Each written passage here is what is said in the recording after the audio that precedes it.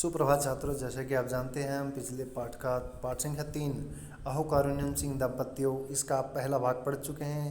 इसमें हमने देखा था कि शेरनी अपने बच्चों के साथ एक श्रीगाल के सियार के बच्चे का भी पालन पोषण करती है और बच्चे भी आपस में बिना किसी भेदभाव के खेलते कूदते हैं, जीवन यापन करते हैं। तो इसके बाद ही घटना शुरू होती है। एकदा तई वने भ्रमण एक गजह दृष्टा। एक बार उन सब ने यानी उनके बच्चों ने वन में घूमते हुए एक हाथी को देखा। तम दृष्ट्वा द्वौ एव सिंहपुत्रौ अतीव क्रुद्धौ तम प्रति प्रचलितौ। उसको देखकर दोनों ही शेरपुत्र बहुत क्रोधित होकर उसकी ओर चलने लगे। तावत श्रृगाल है, उसी समय श्रृगाल सुतः उक्तवान, श्रृगाल का पुत्र बोला, अरे गजोयम, यह हाथी है, माँ गच्छतम अस्य अभिमुखम, इसके सामने मत जाओ। एवं उक्त्वा सह द्रुत गत्या गृहं प्रति अधावत। ऐसा बोलकर वह तेज गति से घर की ओर दौड़ा। द्वौ अपि ज्येष्ठ भ्रातु भयात निरुत्साहितो भवताम। वो दोनों भी बड़े भाई के डर जाने से निरुत्साहित हो गए। साधु इदम उच्यते, जैसे कि यह उचित ही कहा गया है कि बड़ी बड़ी सेनाओं में एकेनपि सुधीरेण, एक अकेले सुधीर धैर्यवान व्यक्ति के द्वारा सोत्साहेण रणम प्रति,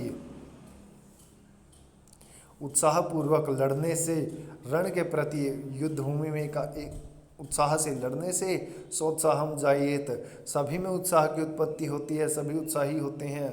सैन्यम भगने भयमवाप्नुयात, सैन्यम भगने भंगमवाप्नुयात। और यदि एक अकेला ही डर जाता है, पीछे हट जाता है, तो पूरी सैन्य में भगदड़ मच जाती है, वो भी भय की उत्पत्ति हो जाती है। उसी का यहाँ पे उदाहरण दिया गया है कि उस अकेले के डराने से वो दोनों डर कर भाग गए। ततः इसके बाद द्वौ अपि सिंहपुत्रौ पितरौ अग्रतः विहंसतौ ज्येष्ठ भ्रातु चेष्टितमौण्यताम। ततो इसके बाद दोनों ही शेर पुत्रों ने पितरौ अग्रतः पिता के सामने हंसते हुए ज्येष्ठ भ्रातु बड़े भाई की चेष्टा को, घटना को, बात को वर्णन किया, हंसते हुए बताया। यथा सहगजम, जिस प्रकार वह हाथी को देखकर दूर से ही भाग गया था।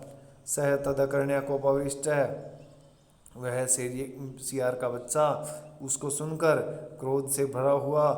तौ प्रति पौरुष वचनान युक्तवान, उसने क्रोध में भरकर उन दोनों को कठोर वचन कहे। तदा सिंही एकांते नीत्वा ताम प्रबोधियत, तब शेरनी ने एकांत में ले जाकर उस सियार के बच्चे को समझाया। बोला, मावेम जल्प, इस प्रकार मत बोलो। तब लघु भ्रातरौ एतौ, ये दोनों तुम्हारे छोटे भाई हैं। क्रोधाभिभूत सह सिंही मवदत, क्रोध से अभिभूत होकर उसने शेरनी को कहा, किम अहम एताभ्याम सौरेण रूपेण विद्याभ्यासेन वान्युन, क्या मैं इन दोनों से शौर्य में, रूप में, विद्याभ्यास में कम हूँ। ये माम एतौ उपहस्तव, जिसके कारण ये मेरा उपहास उड़ा रहे हैं। अवश्यम एतौ मैं हंतव्यो, अवश्य ही ये दोनों मेरे द्वारा मारे जाएंगे। एतश्रुत्वा सिंही तस्य जीवितम इच्छन्ति उक्तवती, ऐसा सुनकर शेरनी उसकी जीना की इच्छा रखती हुई, शेरनी चाहती है कि वह जीवित रहे, ऐसा सोचती हुई वह बोली। क्या बोली? सूरो असि कृतविद्यो असि दर्शनियो असि पुत्रका यस्मिन् कुले त्वमुत्पन्न गजः तत्र न हन्यते। तुम सूरवीर हो, विद्वान हो, दर्शनीय भी हो हे पुत्र, लेकिन जिस कुल में तुम उत्पन्न हुए हो वहाँ पर हाथी को नहीं मारा जाता। तुम हाथियों को मारने वाले कुल में उत्पन्न नहीं हुए हो। तुम श्रीगाल सुत है, तुम तो सियार के बच्चे हो।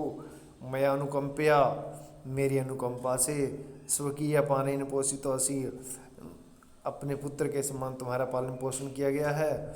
अद्य यावत ने एतौ त्वं श्रीगालम जानीत, अब जब तक ये तुम दोनों तुम्हें श्रीगाल न समझ लें, जान लेने के तुम श्रीगाल हो, तावत द्रुतम गत्वा स्वजाति मध्य भव, तब तक तेज गति से यहाँ से जाकर अपनी जाति के वालों के बीच में रहो। नोचेत, नहीं तो ये तो पुत्रो तो अमहनिष्यत, नहीं तो मेरे दोनों पुत्र तुम्हें मार देंगे।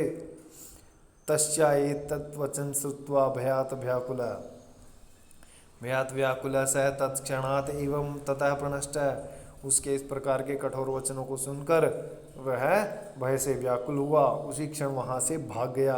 अहो कारुण्यम सिंह दंपत्यो अहे, अहो देखो शेर दंपत्ति का कैसो करुणा। ये निर्बलस्य श्रृगाल दंपत्यस्य प्राणारक्षिता, जिसने कमजोर सियार के बच्चे के प्राणों की भी रक्षा की। सत्यमेव कथ्यते, सच ही कहा जाता है। प्राज्ञई दीने दया कर्तव्या, विद्वानों के द्वारा, श्रेष्ठों के द्वारा दीन दुखियों पर दया की जानी चाहिए। दया धर्मस्य जन्मभूमि, और दया जो है वो धर्म की जन्मभूमि है। जहाँ पर दया होती है वहाँ पर धर्म भी वहीं होता है।